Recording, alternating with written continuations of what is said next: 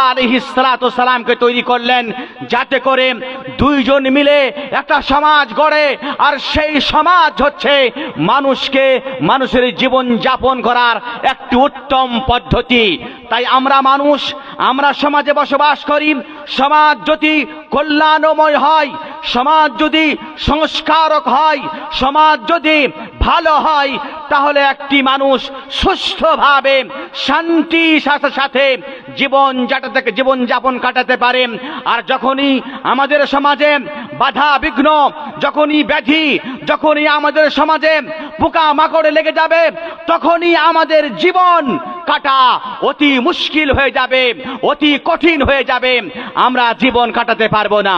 আল্লাহ রাব্বুল আলামিন তাই রাসূলুল্লাহ সাল্লাল্লাহু আলাইহি ওয়াসাল্লামকে এবং আল্লাহর রাসূলের পূর্বে যতগুলি নবী এসেছেন সমস্ত নবীদেরকে প্রেরণ করলেন এই কারণে, যাতে মানুষকে তারা শিখায় যে পৃথিবীতে জীবন কিভাবে অতিবাহিত করতে হবে, জীবনটা কিভাবে কাটাতে হবে। 40টা বছর, 50টা বছর যে আল্লাহ আপনাকে সময় দিয়েছেন, যে আল্লাহ আপনাকে আয়ু দিয়েছেন, সেই আয়ুকে কিভাবে কাটাবেন আল্লাহ রাব্বুল আলামিন প্রত্যেক নবীকে প্রেরণ করে আমাদের মানুষকে, সমাজকে, জনগণকে শিখিয়ে দিলেন যে কিভাবে জীবন কাটাতে হবে। তাই আল্লাহ রাব্বুল আলামিন সমস্ত রাসূলকে প্রেরণ করেছেন যারা এই বাণী নিয়ে এসেছেন, যে আল্লাহর বাণী। আল্লাহ পাক কোরআনে বলছেন, ওয়ালা তুফসিদু ফিল আরদি বা'দা ইসলাহিহা, তোমরা জমিন সংস্করণ হওয়ার পরে, জমিনকে শুদ্ধ করার পরে, জমিনকে বিভিন্ন বাধা বিঘ্ন, বিভিন্ন রোগ, বিভিন্ন বালা মুসিবত থেকে মুক্ত করার পরে জমিন আর তোমরা ফাসাদ বারপা করো না, ফাসাদ তোমরা ফেলায়ও না, ফাসাদ তোমরা নিয়ে আসো না, ফিতনা নিয়ে আসো না। যদি ফিতনা নিয়ে আসো তাহলে তুমি আল্লাহর সীমাকে অতিলঙ্ঘন করলে, আর যদি কেউ আল্লাহর সীমা উল্লঙ্ঘন করে আল্লাহ রাব্বুল আলামিন তার পাকড়াও করবে ইহকালে এবং পরকালে। রাসূলুল্লাহ সাল্লাল্লাহু আলাইহি ওয়াসাল্লাম যখন ইসলামের দাওয়াত দিলেন মানুষকে, আল্লাহ রাব্বুল আলামিন কোরআনে সেই দাওয়াতকে এইভাবে উল্লেখ করেছেন। নবীরা দাওয়াত কিসের দেয়? আল্লাহ পাক কোরআনে বলছেন, ওয়াইদা কিলা লাহুম লা তুফসিদু ফিল আরদ ক্বালু ইন্নামা নাহনু মুসলিহুন। নবী যখন দাওয়াত দিলেন বললেন, হে লোকেরা, তোমরা পৃথিবীতে ফাসাদ রচনা করো না, ফাসাদ এনো না। যারা কাফের তাদেরকে আল্লাহ রাসূল বললেন, কিন্তু কাফেররা কি বলল? কাফেররা বলল, মিথ্যা কথা বলল, ইন্নামা নাহনু মুসলিহুন, আমরা হলাম সমাজ সংস্কারক, সমাজকে আমরা সংস্কার করি, সমাজকে ভালো করি। এখানে আল্লাহ রাব্বুল আলামিন মুসলমানদের এবং কাফেরদের কথা উল্লেখ করে বললেন যে কাফেররা তারা মিথ্যা বলে, তারা আসলে সমাজে তারা ফিতনা রচনা করে, ফিতনা তারা বিস্তারণ করে, যার কারণে সমাজ মৃত্যু হয়ে যায়, সমাজের দ্বিঘটন ঘটে যায়, সমাজ ভেঙে পড়ে, সমাজ থেকে শান্তি চলে যায়, মানুষ জীবন কতি কষ্টের সাথে কাটায়। তাই ভাই আমার, সমাজে নিয়ে আসতে হবে সংস্করণ। এই সমাজে যখন ব্যাধি লেগে যায় তখন সেই সমাজে জীবন যাপন করা অনেক কঠিন হয়ে যায়। এই ব্যাধি আসে কোথা থেকে? বালা মুসিবত আসে কোথা থেকে? ফিতনা আসে কোথা থেকে? আল্লাহ পাক কোরআনে বললেন, যাহারাল ফাসাদু ফিল বাররি ওয়াল বাহর বিমা কাসাবাত আইদিন নাস। এই ভূমণ্ডলে এবং সেই জলথলে ফিতনা এসে গেছে মানুষের কর্মকৃতির কারণে। মানুষ যা করে, মানুষ যা বলে, মানুষ যা ব্যবহার দেখায়, সেই ব্যবহারের কারণে মানুষের সমাজে ব্যাধি এসে যায়, বেদনা এসে যায়, রোগ এসে যায়, সেই সমাজকে ভেঙে তছনছ করে দেয়। তাই আল্লাহ রাব্বুল আলামিন কখনো কখনো কর্মের কারণে আযাব দিয়ে থাকেন, যাতে করে তারা তাদের সেই খারাপ পথ থেকে প্রত্যাবর্তন করে সঠিক সরল পথে যারা তারা ফিরে আসতে পারে। ভাই আমার, এটাই হচ্ছে কোরআনের দাওয়াত, এটাই হচ্ছে কোরআনের দাওয়াত। আমার কথা হলো এই যে সমাজ আমরা সংস্করণ করব কেন? যদি আমরা সমাজ সংস্করণ না করি, সমাজকে যদি আমরা বাধা মুসিবত ফিতনা থেকে মুক্ত না করি, তাহলে আল্লাহ রাব্বুল আলামিন আমাদেরকে হালাক করে দেবেন, আমাদেরকে নিস্তেনাবুদ করে দেবেন। যদি আমরা এই কাজ না করি, আল্লাহ পাক কোরআনে বলছেন ওয়ামা কানা রাব্বুকা লিইহলিকাল কুরা বিযুলমিন ওয়া আহলুহা মুসলিহুন। আল্লাহ রাব্বুল আলামিন সেই জাতিকে, সেই গ্রামকে, সেই অঞ্চলকে আল্লাহ রাব্বুল আলামিন কখনো নিস্তেনাবুদ করেন না কোনো গুনাহের কারণে, যতক্ষণ পর্যন্ত সেই সমাজে সমাজ সংস্কারক, সমাজ নিয়ন্ত্রণকারী, সমাজকে পরিচালনাকারী, সমাজকে মুক্তির দিকে আহ্বানকারী যতক্ষণ পর্যন্ত মওজুদ থাকবেন, বিদ্যমান থাকবেন, ততক্ষণ পর্যন্ত সেই সমাজকে আল্লাহ বরবাদ করেন না, নষ্ট করেন না, ধ্বংস করেন না। তাই আমরা সংস্কারণ চাই সমাজের মধ্যে, যাতে আল্লাহ রাব্বুল আলামিন আমাদেরকে হত্যা না করে দেয়, আমাদেরকে মৃত্যু না দিয়ে দেয়, আমাদের হালাক না করে দেয়, আমাদেরকে নিস্তেনাবুদ করে না করে দেয়। আল্লাহ পাক বললেন ওয়াত্তাকু ফিতনাতান লা তুসিবান্নাল্লাযিনা যালামু মিনকুম খাসসা। তোমরা সেই ফিতনা থেকে আল্লাহর ভয় করো, যে ফিতনা শুধু অত্যাচারীদেরকে হত্যা করবে না, অত্যাচারীদেরকে নিস্তেনাবুদ করবে না, বরং আল্লাহর যখন ফিতনা আসবে, আল্লাহর যখন আযাব আসবে, তখন যারা সমাজে ভালো কাজ করে তারাকেও গ্রাস করবে, আর যারা মন্দ কাজ করে তারাকেও গ্রাস করবে। সুতরাং আমরা সমাজ সংস্করণ করতে চাই, যাতে করে আমরা তাদের সাথে সাথে হালাক না হয়ে যাই। সমাজ সংস্করণ করলে পারে সমাজে আসবে শান্তি বিরাজ করবে, সমাজে মানুষের আসবে আনন্দ, সমাজে মানুষের আসবে ফুর্তি, সমাজ হবে জান্নাতের একটা টুকরা। তাই পৃথিবীর মানুষ সবাই চাইছে আমি যাতে আমার পরিবারে, আমার সমাজে, আমার এলাকাতে, আমার দেশে, আমার বিদেশে যাতে করে আমি শান্তিভাবে জীবন কাটাতে পারি। সমস্ত মানুষের সেটা ইচ্ছা, আর যে ইচ্ছা অতক্ষণ পর্যন্ত পূর্ণ হবে না যতক্ষণ পর্যন্ত আমরা সমাজ সংস্করণ না করব। আল্লাহ পাক কোরআনে বলছেন ফামান আমানা ওয়া আসলাহা ফালা খাউফুন আলাইহিম ওয়ালা হুম ইয়াহজানুন। যারা ঈমান এনেছে এবং যারা সমাজ সংস্করণ করেছে, আত্মার সংস্করণ করেছে, আত্মাকে কলুষ মুক্ত করেছে, গুনাহ মুক্ত করেছে, তাদের জন্য কোনো ভয় ভীতি নাই সেই পৃথিবীতে এবং সেই কিয়ামতের দিনে। তাই যদি আপনারা শান্তি চান, আমান চান, যদি আপনারা সরলভাবে জীবন কাটাতে চান, জান্নাতি জীবন কাটাতে চান, হায়াতান তাইয়্যিবা কাটাতে চান, তাহলে আপনাদেরকে নিয়ে আসতে হবে সমাজ সংস্করণ। আজকের জালসা, বিভিন্ন এলাকার জালসা অনেক হয়ে থাকে, কিন্তু যদি আপনার জালসার উদ্দেশ্য যদি এন্টারটেইনমেন্ট হয়, যদি গজল শোনা হয়, যদি গান শোনা হয়, যদি আপনার মন ফ্রি করার জন্য হয়, আমি আল্লাহর কসম করে বলতে পারি এই সমাজ কোনোদিন সংস্করণ হবে না। কিন্তু যদি কোনো এক ব্যক্তি মাহফিলে এই জন্য বসে থাকে আজকে আমি কোরআন শুনবো, হাদিস শুনবো, যেমন আল্লাহ পাক বলেছেন আল্লাযিনা ইসতামিউনাল কাওলা ওয়া ইয়াত্তাবিউনা আহসানা, যারা আল্লাহর ভালো কথাগুলো শুনেন এবং ভালো কথাগুলোকে এসে জীবনের আমলে বাস্তবায়ন করে, তারাই হলো কল্যাণকর। যদি এই নিয়ত নিয়ে যদি কেউ জালসায় উপস্থিত হন আর কেউ যদি বক্তব্য রাখেন, তাহলে আল্লাহ রাব্বুল আলামিন এই মতো লোকদের দিয়ে সমাজকে সংস্করণ করবেন। ভাই আমার, আজকে আমার এখানে আসার উদ্দেশ্য হলো এই, যাতে করে আমরা দুটি কথা বলি আর সেই কথাগুলোর উপরে নিজে আমল করি, আমরাও আমল করি, সবাই আমল করি। শুধু শ্রবণ করাটা ভালো কথা নয়। সমাজ সংস্করণ করলে পারে আল্লাহ রাব্বুল আলামিন আপনার গুনাহ খাতা ক্ষমা করে দেবেন, সমাজের গুনাহ খাতা ক্ষমা করে দেবেন, আপনাকে গুনাহ মুক্ত করবেন। আল্লাহ পাক বলছেন ওয়াইন তুসলিহু ওয়া তাত্তাকু ফাইন্নাল্লাহা কানা গফুরুর রহিমা। তোমরা যদি আল্লাহকে ভয় করো আর তোমরা যদি নিজের আত্মার সংস্করণ করে নাও, সমাজের সংস্করণ করে নাও, তাহলে শুনো ফাইন্নাল্লাহা কানা গফুরুর রহিমা। আল্লাহ রাব্বুল আলামিন তোমাদের সমস্ত গুনাহকে মোচন করে দেবেন, ক্ষমা করে দেবেন, নিস্তেনাবুদ করে দেবেন, গুনাহ মুক্ত করবেন। আমরা সবাই চাইছি আমরা যাতে গুনাহ মুক্ত হয়ে মরতে পারি, কারণ কিয়ামত সম্পর্কে আল্লাহ পাক বলছেন وَأَمَّا مَنْ خَافَ مَقَامَ رَبِّهِ وَنَهَى النَّفْسَ عَنِ الْهَوَى فَإِنَّ الْجَنَّةَ هِيَ الْمَأْوَى। যারা আল্লাহর সামনে দাঁড় হওয়াকে ভয় করে এবং নিজের আত্মাকে কন্ট্রোল করে। আত্মা চাইছে মদ পান করার, আত্মা চাইছে বিড়ি পান করা, আত্মা চাইছে মদ খাওয়া, আত্মা চাইছে সুদ খেতে, আত্মা চাইছে হারাম খেতে। আল্লাহ পাক বললেন, যারা নিজের আত্মার সংস্করণ করে, আত্মাকে বেঁধে রাখে, মনকে জড়িয়ে ধরে থাকে, না আজকে যদি আমি হারাম খাই, কিয়ামতের দিনে আল্লাহর কাছে পাই পাই করে আমাকে হিসাব দিতে হবে, কদম কদমের হিসাব দিতে হবে। আল্লাহ পাক বলছেন, ফাইনাল জান্নাতা হিয়াল মাওয়া, তাদের বাসস্থান, তাদের স্থান, তাদের জায়গা আমি তৈরি করে রেখেছি, তার নাম হচ্ছে জান্নাত।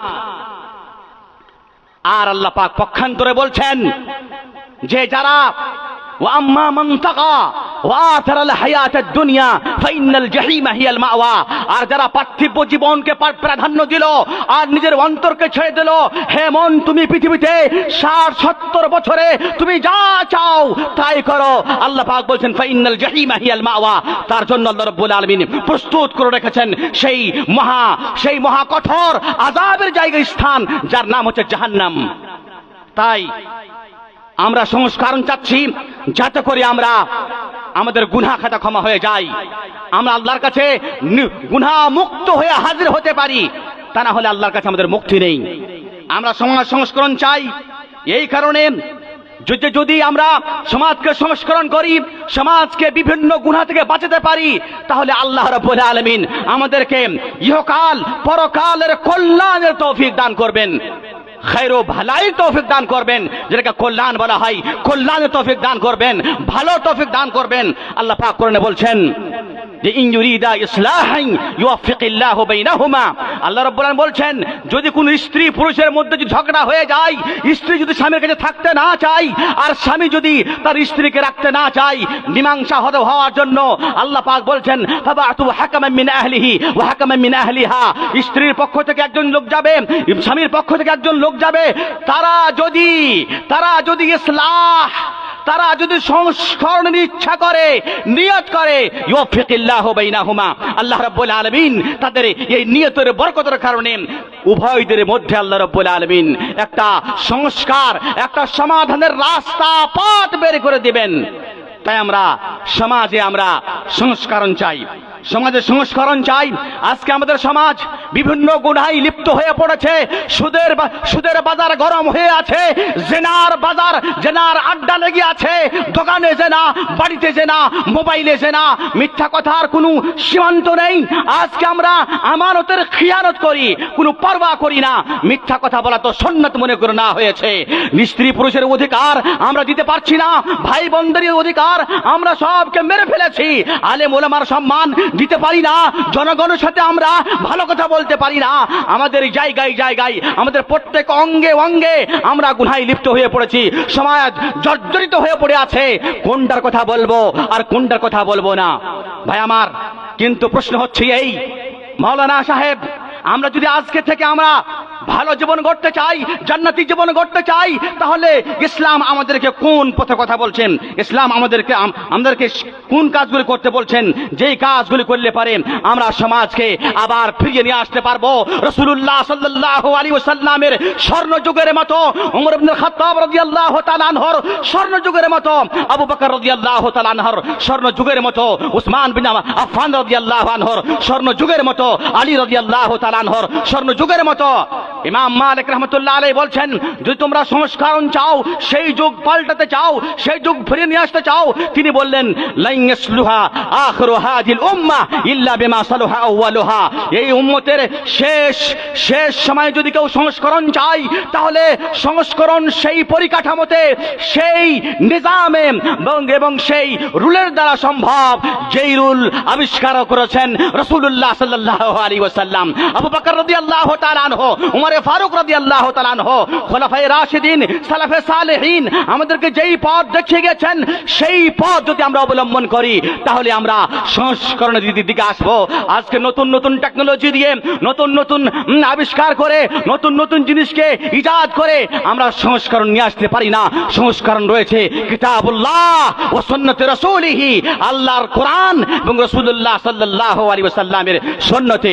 রাসূলুল্লাহ বলে গেছেন, তোমাদের মধ্যে যারা বেঁচে থাকবে ফাইন্নাহু মাইয়াইশ মিনকুম ফাসারা ইখতিলাফান কাসীরা ফাআলাইকুম বিসুন্নতি ফাআলাইকুম বিসসামঈ ওয়াত তাআ ওয়া ইন আল্লাহ নবী বললেন যে আমি যদি মরে যাই, আমার মরার পরে যারা পৃথিবীতে বেঁচে থাকবে তারা দেখবে অনেক মতামত, নানা মতামত, মতভেদের সৃষ্টি নাই, সীমা নাই। তখন তোমাদের করণীয় হবে কি?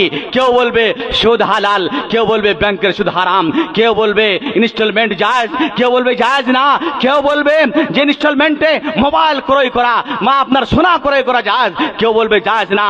ফাআলাইকুম বিসুন্নতি ওয়া সুন্নাতিল খুলাফার রাশিদিন, সেই মুহূর্তে তোমাদের ওয়াজিব হবে আমার সুন্নত এবং খুলাফায়ে রাশিদের সুন্নতকে আঁকড়ে ধরা। আজকে আমাদের প্রয়োজন রয়েছে তাদের সুন্নতকে আঁকড়ে ধরার। কিভাবে তারা সমাজ গঠন করেছেন, কিভাবে তারা সমাজ গঠন করেছেন? রাসূলুল্লাহ সাল্লাল্লাহু আলাইহি ওয়াসাল্লাম আমাদেরকে সমাজ গঠন করার পরিকাঠামো দিয়ে গেছেন।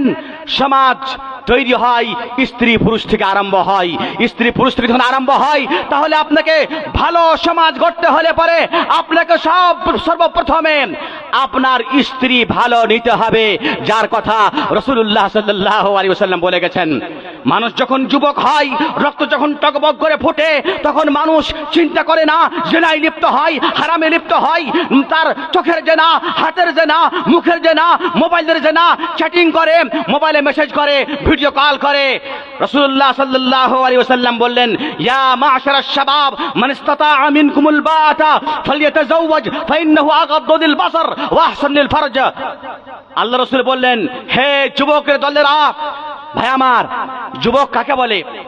তার কোনো বয়স নেই, যখনই তার বিবাহর প্রয়োজন তখনই তার বিবাহ দিতে হবে। এটা হচ্ছে সমাজের দুষ্করণকে দূরীভূত করার একটা বিরাট বড় মেডিসিন। আর আল্লাহ নবী এই মেডিসিন 1400 বছর আগেই বলে গেছেন। হে যুবকের দলেরা, তোমাদের মধ্যে যারা তারা যাতে বিলম্ব না করে, দেরি না করে বিবাহ করে নাই, কারণ বিবাহ হচ্ছে মানুষের দৃষ্টিগামীকে নিচু করে, তাদের লজ্জাস্থানের হেফাজত করে। ওমাল্লাম ইস্তাতি ফালাইহি বিসসাম, আর যে বিবাহ করতে সক্ষম নাই সে যেন রোজা রাখে, সিয়াম পালন করে।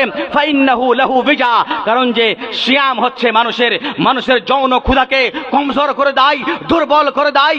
তাই যখন আপনি বিবাহ করবেন, বিবাহ করার প্রথমে আপনাকে চয়ন করতে হবে নেক সালেহা সতী মেয়ে।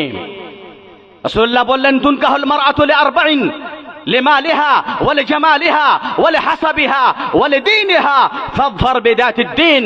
আল্লাহ নিয়ে বললেন, সাধারণত মানুষ 4টি জিনিস থেকে বিবাহ করে। একটি হলো কেউ মাল সম্পদ দিয়ে দেখে বিবাহ করে, কেউ তার সৌন্দর্যতা থেকে বিবাহ করে, কেউ তার গোত্র এবং তার খানদান দেখে বিবাহ করে, আবার কেউ মেয়ের দিন দেখে বিবাহ করে। সতী না, দিনী না। আল্লাহ নিয়ে বললেন, ফাযফার বিদাতিদ দ্বীন, হে মানুষ, তুমি যদি সুস্থ সমাজ চাও, ভালো সমাজ চাও, ভালো পরিবার চাও, শান্তিময় পরিবার চাও, ফাযফার বিদাতিদ দ্বীন, তাহলে তোমাকে বিবাহ করতে হবে একজন সতী মেয়েকে, একজন নেক মেয়েকে, একজন পরহেজগার মেয়েকে, একজন আল্লাহওয়ালি মেয়েকে।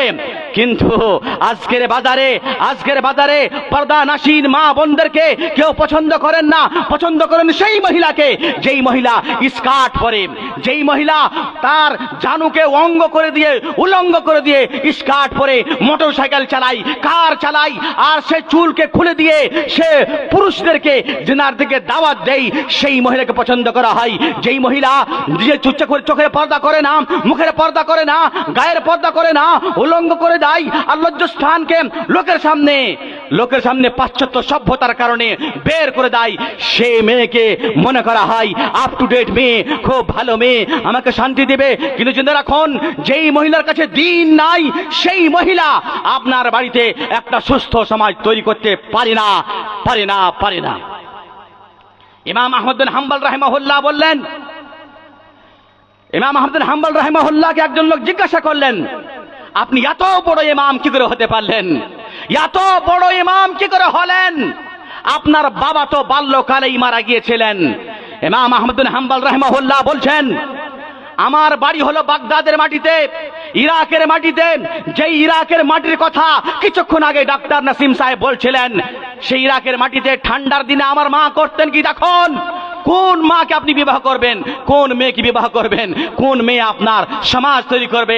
ইমাম আহমদ বিন হাম্বল রাহিমাহুল্লাহ বলছেন, বাগদাদের মাটিতে ঠান্ডার সিজনে সে কড়কড়ে ঠান্ডা, হাড্ডি কাঁপানো ঠান্ডা, কেউ মসজিদে যেতে পারছেন না।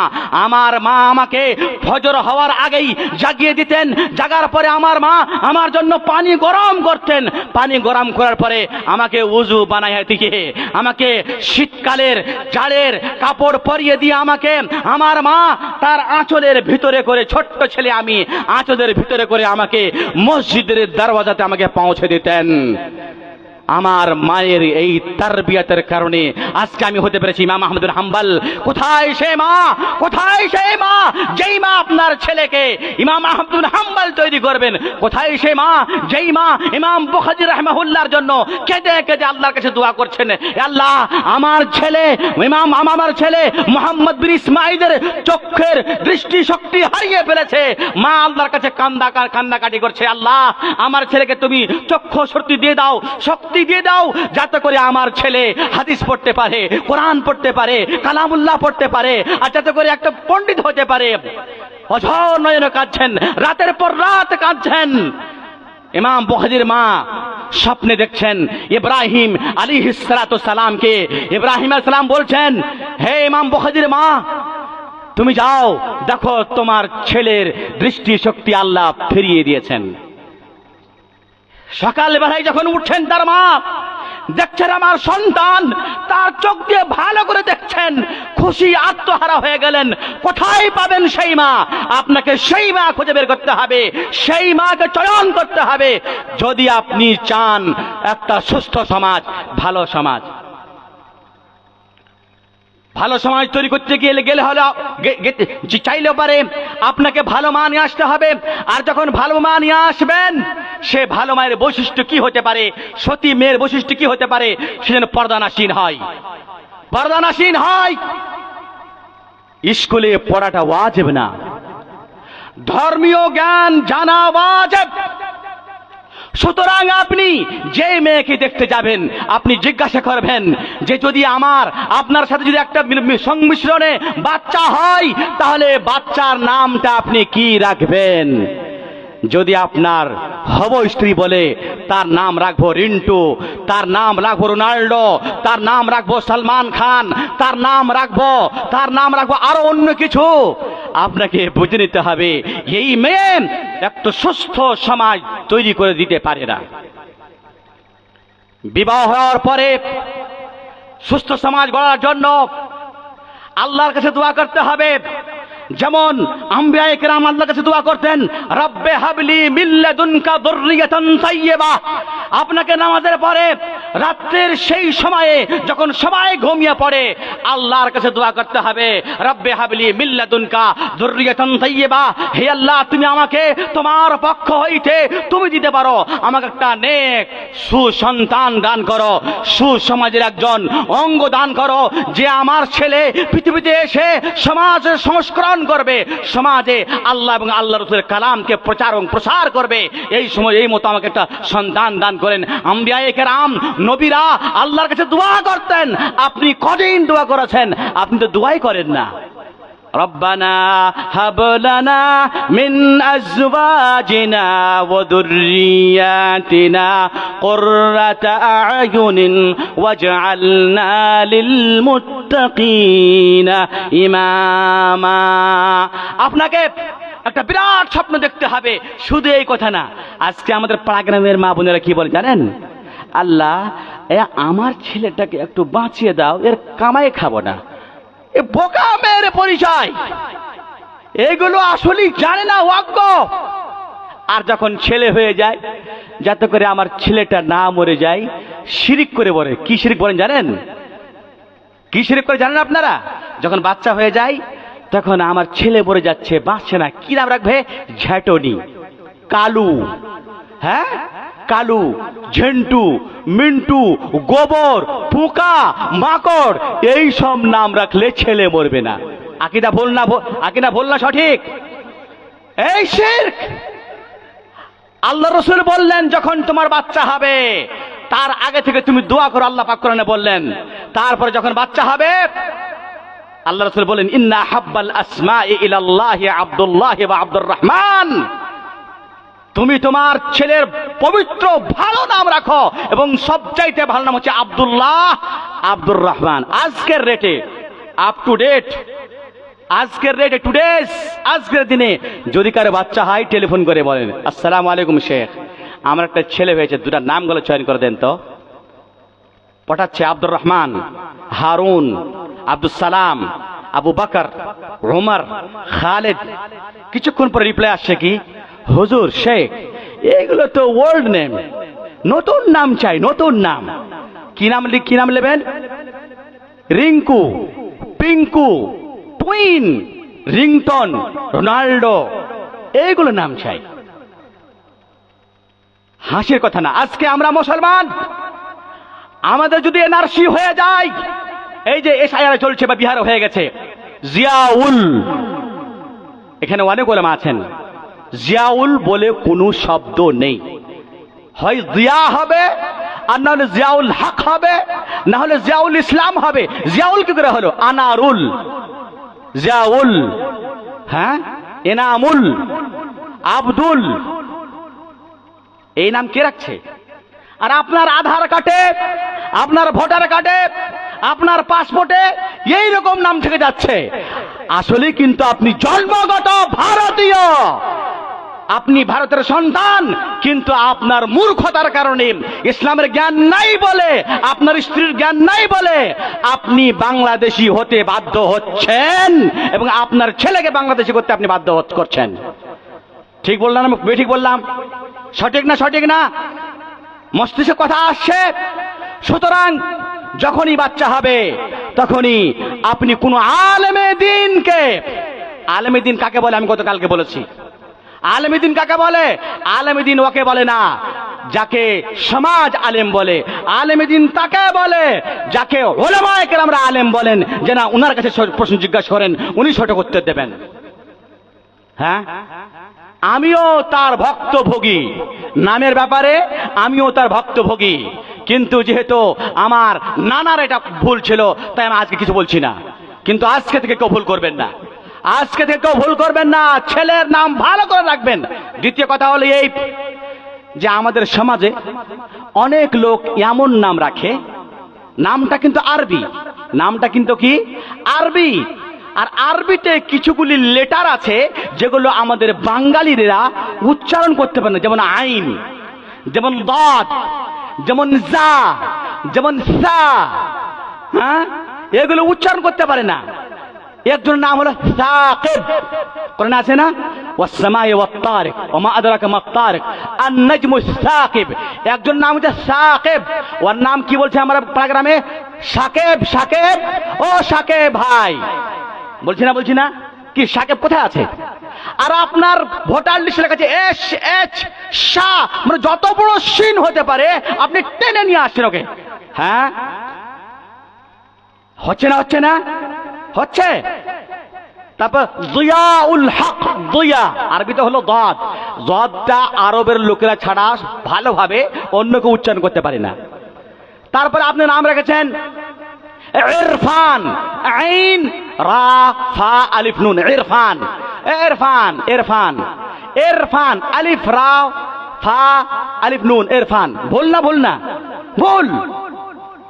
তারপরে আপনি নাম রেখেছেন আব্দুর রহমান। কি নাম রেখেছেন? নাম ভালো রেখেছেন, আব্দুর রহমান। সমাজে কি বলে ডাকে জানেন? কি বলে ডাকেন আপনারা? রহমান বলে ডাকে, রহমান। আল্লাহ ছাড়া কারো নাম রহমান রাখা যাবে না, যাবে না, যাবে না। একজন, আমি যখন মদিনা ইউনিভার্সিটিতে লেখাপড়া করতাম, আমাদের এলাকা থেকে একজন হজে গিয়েছিলেন, তার নাম হলো এলাহি বখশ। কি হলো ওর নাম?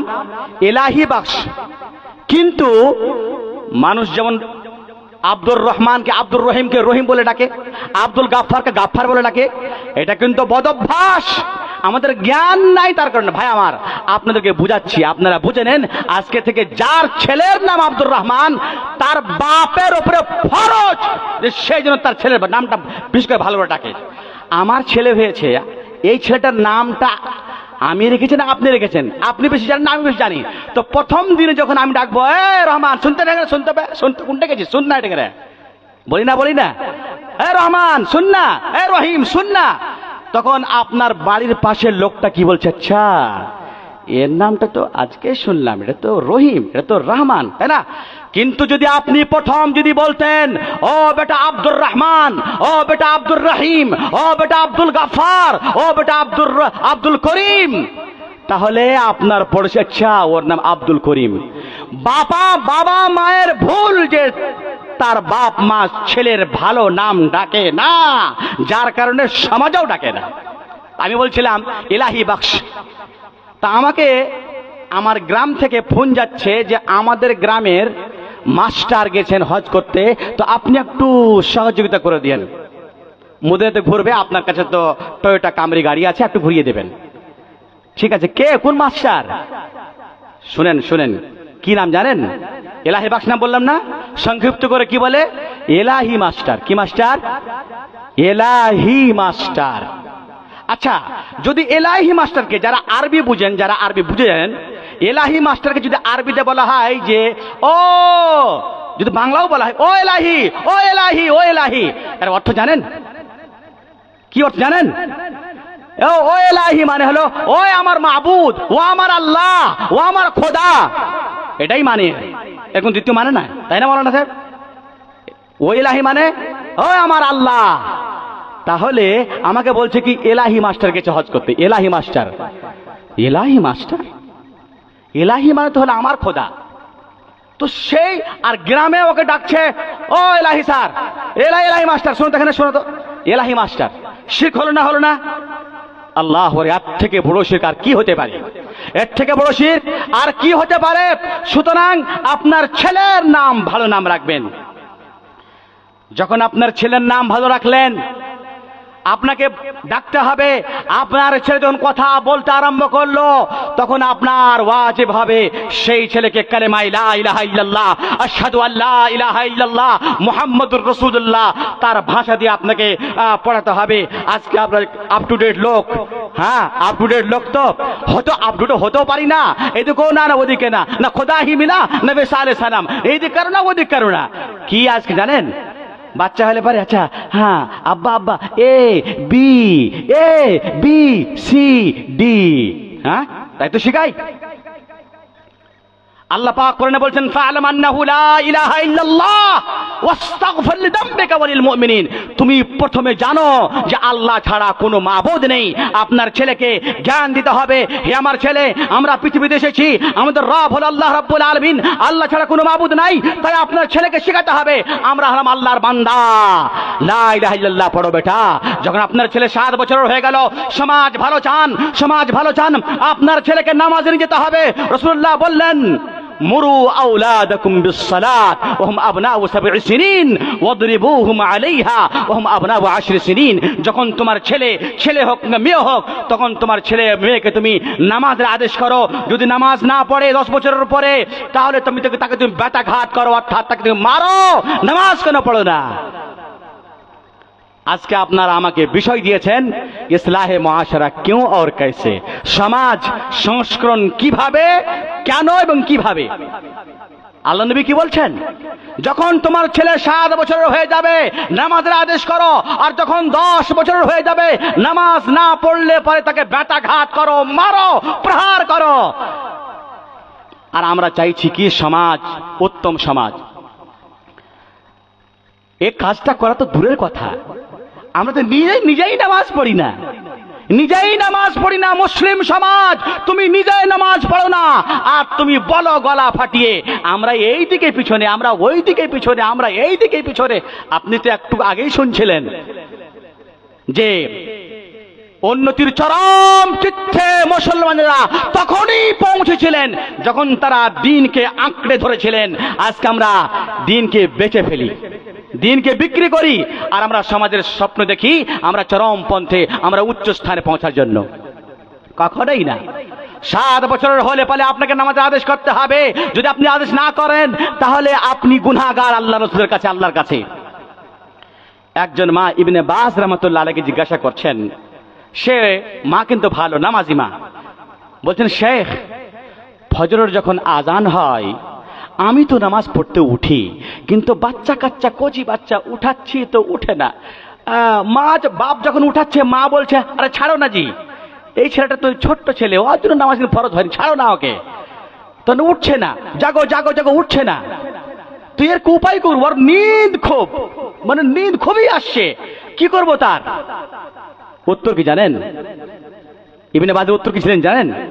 তিনি বললেন, আচ্ছা বলো তুমি তোমার ছেলেকে কিভাবে জাগাও? উঠো উঠো উঠো উঠো উঠো, উঠছে না কেন? উঠছে না, তুমি ভালোভাবে জাগাচ্ছ না। বলো ও ছেলে, তুমি যদি আজকে সালাত আদায় না করো তাহলে কাল কিয়ামতের দিনে তোমাকে জাহান্নামের দরজাতে পৌঁছাতে হবে, জাহান্নামের আগুন তোমার কাছে চলে আসবে। তাহলে তোমার ছেলে জাগবে না? জাগবে না, তাও জাগে না। ইবনে বাজ বলল, আচ্ছা বলো মা, তোমার বাড়িতে যদি ফজরের আজানের আগে আগুন লেগে যায়, আগুন আগুন, আর তোমার ছেলেকে বলে উঠো ছেলে উঠো, বলছে মা উঠবো না, এখনই তো ঘুমালাম। ছেড়ে দেবা? তুমি ছেড়ে দেবা? হ্যাঁ উঠে না, ছাড়ো, জ্বলতে দাও, ফুটতে দাও। করবেন আপনি? আপনার ছেলেকে পার্থিব আগুনের জন্য আপনি তাকে ক্রেন দিয়ে জিসিপি দিয়ে উঠাবেন, না উঠলে পারে, তাই না? পুরো কথা বলছি আমি। যদি না উঠে, শক্তিতে যদি আপনার না কুলায়, তাহলে আপনার স্বামীকে ডাকবেন, গোটা গ্রামের লোক ডাকবেন, যে আরে উঠো উঠো, আগুন লেগে গেছে, মরে যাও পাগলো তুমি। যদি না উঠে আপনি জিসিপি নিয়ে আসবেন, গ্রামের জিসিপি ভাড়া করে, উঠাও, টানো একে, তাড়াতাড়ি মরে যাবো। করবেন না? করবেন না? কিন্তু জাহান্নামের আযাব বলে কোনো ভয় নেই, তার জন্য আপনার ছেলেকে আপনিও ওভাবে ধাক্কা দিচ্ছেন, আর ছেলে তো বুঝতেই পারছে যে আরে উঠছি, আমার বাবা দুইবার বলবে আর বলবে না, চলে যাবে। এভাবে চলবে না। আপনার স্ত্রী ফজরের নামাজ পড়ে না, তার পা ধরে আপনি টানুন। আপনার স্বামী নামাজ পড়ে না, আপনার স্বামীর হাতকে ধরে পাকে ধরে বিছান থেকে টেনে ফেলে দেন। স্বামী তোমাকে ভালোবাসি, তুমি জাহান্নামে চলে যাবে, তাই তোমাকে জাহান্নামের আগুন থেকে মুক্তি করার জন্য জাগাচ্ছি, জাগাও, নামাজ পড়ো। নামাজ পড়তে হবে। তারপরে যখন আপনার ছেলে কথা বলতে লাগলো, সমাজ ভালো চাইলে পারে আপনার ছেলেকে শিখাবেন, ছেলে হারাম খাবে না বেটা, হারাম খাবে না, হারাম খাওয়া জায়েজ না। রাসূলুল্লাহ সাল্লাল্লাহু আলাইহি ওয়াসাল্লাম একদিন রাস্তা দিয়ে চলছেন, একটা খেজুর পড়ে আছে, খেজুর, খেজুর সাদাকার যাকাতের খেজুর। হাসান রাদিয়াল্লাহু তাআলা আনহু, ছোট্ট ছেলে, এই ছোট্ট ছেলে, কচি ছেলে, খেজুরটাকে উঠিয়ে মুখে দিয়ে দিয়েছেন। আল্লাহর নবী বলছেন, বুখারীর হাদিস, আরে ফেলো ফেলো, আরে তুমি কি করলা, ফেলো ফেলো ফেলো ফেলো ফেলো। তুমি জানো না যে আমরা হলাম আলে মুহাম্মদ, মুহাম্মদের গোত্র। ওয়া ইন্না সাদাকাতা লা তাহিল্লু লিআলি মুহাম্মাদিন, মুহাম্মদের গোত্রের কোন লোকের জন্য যাকাত খাওয়া হারাম। তুমি জানো না? তুমি ভুলে গেছো? সামান্য একটা ছোট্ট খেজুর মুখে দিয়েছেন। আল্লাহ নবী তার মুখ থেকে টেনে কেক কেক বলে ফেলো ফেলো বলে খেজুরটাকে ফেলাই দিলেন। আজকে যদি বাবাকে যদি ছেলে বলে, আব্বা কিরে বেটা, বলছে এই মোবাইলটা আব্বা ওর দোকান থেকে চুরি করে নিয়ে এসছি। কোন মোবাইল? Apple mobile. এই বোকা, বলিস না, খুব ভালো কাজ করেছিস।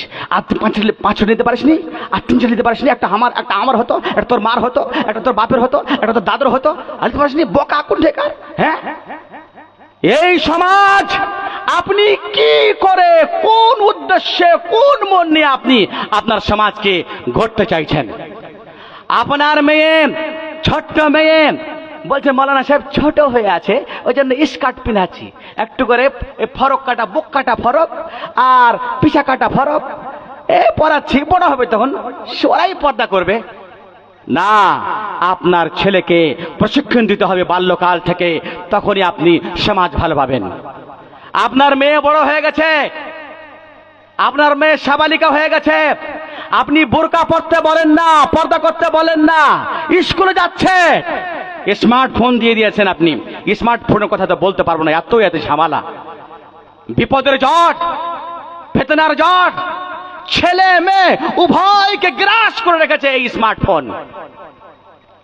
আপনার দায়িত্ব কি?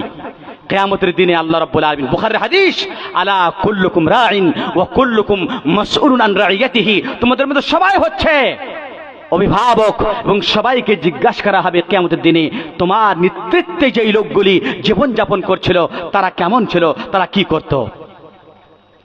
তাই আপনাকে খবর নিতে হবে আপনার ছেলে মেয়ের। ভাই আমার, সমাজকে আমি সংক্ষিপ্ত আকারে বলছি কিভাবে সমাজকে আপনি ভালো করবেন। সমাজকে ভালো করার জন্য হুকুকুল ইবাদ, বান্দাদের যেগুলো অধিকার সেগুলো দিতে হবে। অধিকার নিয়ে নেন এবং অধিকার দিয়ে দেন। অধিকার যদি দেওয়া হয় তাহলে সমাজ শান্তি হয়ে যাবে। বাপের কি অধিকার, ছেলেকে দিতে হবে। ছেলের কি অধিকার, বাপকে দিতে হবে। মায়ের কি অধিকার, ছেলেকে দিতে হবে।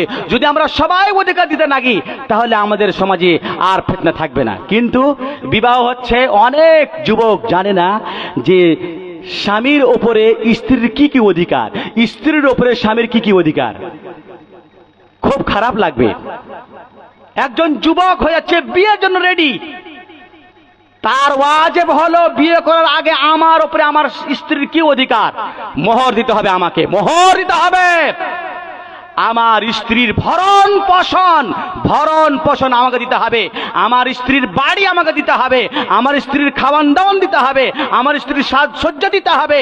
আমার স্ত্রীর হক দিতে হবে। কিন্তু তা না করে যৌতুক নিচ্ছে, যৌতুক যেটাকে জাহিজ বলা হচ্ছে, যৌতুক।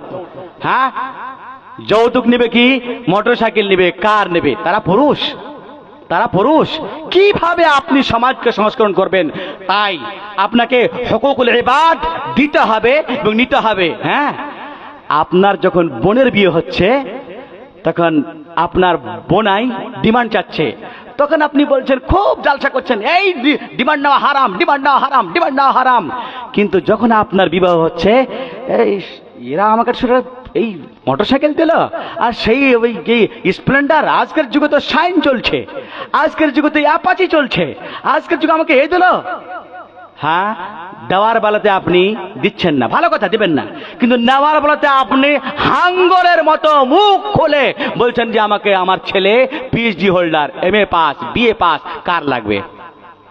আল্লাহ পাক কোরআনে কি বলছেন? ওয়াইলুল লিল মুতাফফিফিন আল্লাযিনা ইযা ক্তালু আলান নাস ইয়াস্তাউফুন ওয়া ইযা কালুহুম আও ওয়াজানুহুম ইখসিরুন।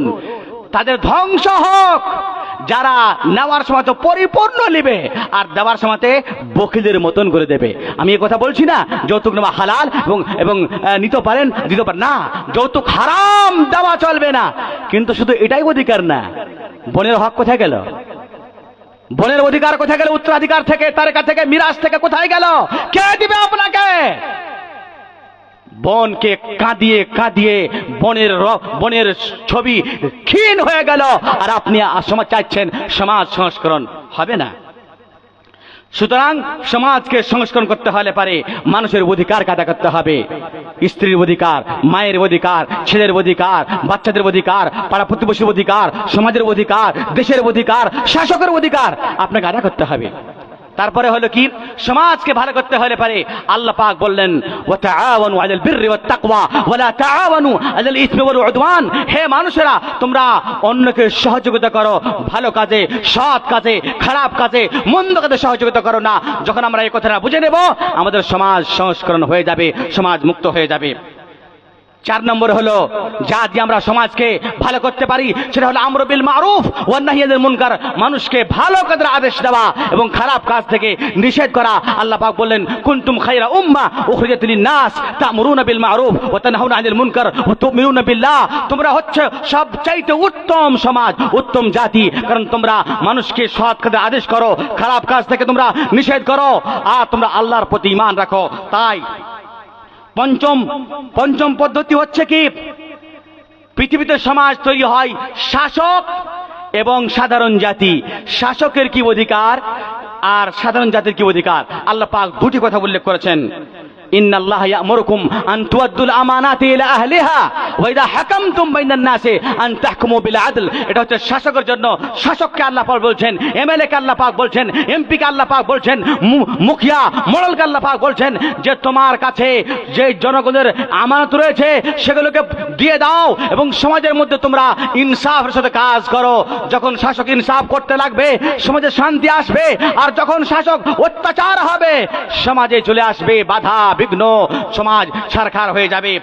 শেষ কথা হলো এই, সমাজের মানুষের দায়িত্ব হলো, মানুষের কর্ম হলো কি, আল্লাহ পাক বলছেন আতিউল্লাহ ওয়া আতিউর রাসূল ওয়া উলিল আমরি মিনকুম, তোমরা আল্লাহর ইতাআত করো, আনুগত্য করো, রাসূলের আনুগত্য করো, তোমাদের শাসকের আনুগত্য করো, তোমাদের আমিরের আনুগত্য করো, তোমাদের দল নেতার আনুগত্য করো।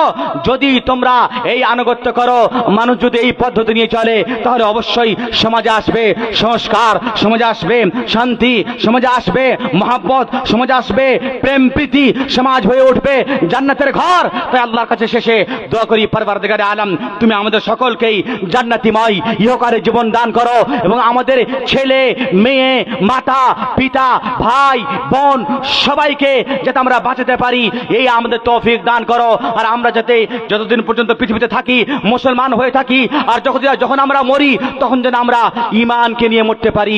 হাদা ওয়া সাল্লাল্লাহু আলা নবিয়িনা মুহাম্মাদিন ওয়া আলা আলিহি ওয়া সাহবিহি ওয়া সাল্লামা। ওয়াসসালামু আলাইকুম ওয়া রাহমাতুল্লাহি ওয়া বারাকাতুহু।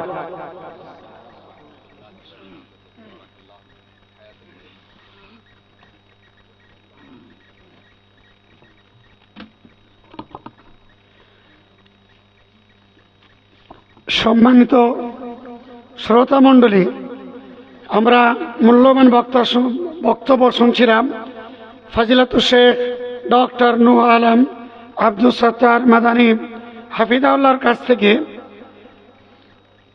যা হোক, আমরা খুব মূল্যবান বক্তব্য শুনলাম। আমাদের কর্তব্য শুনে এখানে রেখে দেওয়ার নয়, আমাদের আমল করার তৌফিক দান করেন, বলেন আল্লাহুম্মা আমিন। 2-4 মিনিটের জন্য আপনাদের বসার জন্য আহ্বান করব। 2-4-5 মিনিট একটু বসুন। এই ছেলেরা ডান পাশে বসে আছে, তাদের কিছু গিফট দেওয়ানো হবে এবং মোমেন্টও রয়েছে তার সাথে। প্রথম যে ছেলেটা হাফিজ হয়েছে এবছরে আনোয়ার আলম নাদির হোসেন, তার বাড়ি হচ্ছে 12 কোনিয়া। এই ছেলেটিকে কিছু প্রাইজ এবং মোমেন্টো দেওয়ার জন্য আমি আমার উস্তাদ ফজিলাতুল শেখ ডক্টর নূহ আলম